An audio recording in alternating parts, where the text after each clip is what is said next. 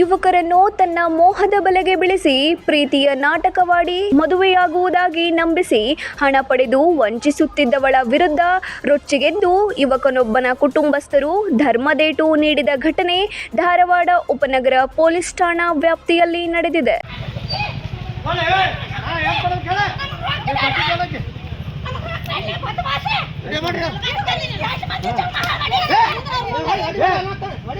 ಹೌದು, ಐಶ್ವರ್ಯ, ರೇಣುಕಾ, ಆರೋಹಿ ಎಂಬ 3 ವಿಭಿನ್ನ ಹೆಸರಿನಲ್ಲಿ ಯುವಕರನ್ನು ಪರಿಚಯಿಸಿಕೊಂಡಿದ್ದ ಯುವತಿ ಆರ್ಥಿಕವಾಗಿ ಸಹಾಯ ಮಾಡುವ ಯುವಕರನ್ನೇ ಟಾರ್ಗೆಟ್ ಮಾಡುತ್ತಿದ್ದಾಳಂತೆ.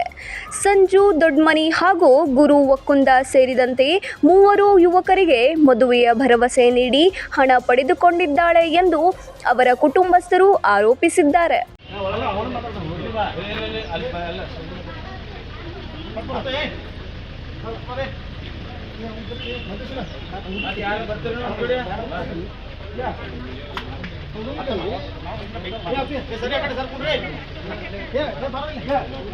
ನಗರದ ಮಾಳಮಡ್ಡಿ ಬಡಾವಣೆಯ ಪೆಟ್ರೋಲ್ ಬಂಕ್ ಒಂದರಲ್ಲಿ ಕೆಲಸ ಮಾಡುತ್ತಿರುವ ಈಕೆ ಧಾರವಾಡ ತಾಲೂಕಿನ ಕವಲಗೆರೆ ಗ್ರಾಮದ ಗುರು ವಕ್ಕುಂದ ಎನ್ನುವ ಯುವಕನೊಂದಿಗೆ ಪರಿಚಯ ಮಾಡಿಕೊಂಡಿದ್ದಳು. ಬಳಿಕ ಆತನನ್ನು ಪ್ರೀತಿಸುವುದಾಗಿ ಹೇಳಿದಾಗ ಆತನ ಕಡೆಯಿಂದಲೂ ಗ್ರೀನ್ ಸಿಗ್ನಲ್ ಸಿಕ್ಕಿತ್ತು.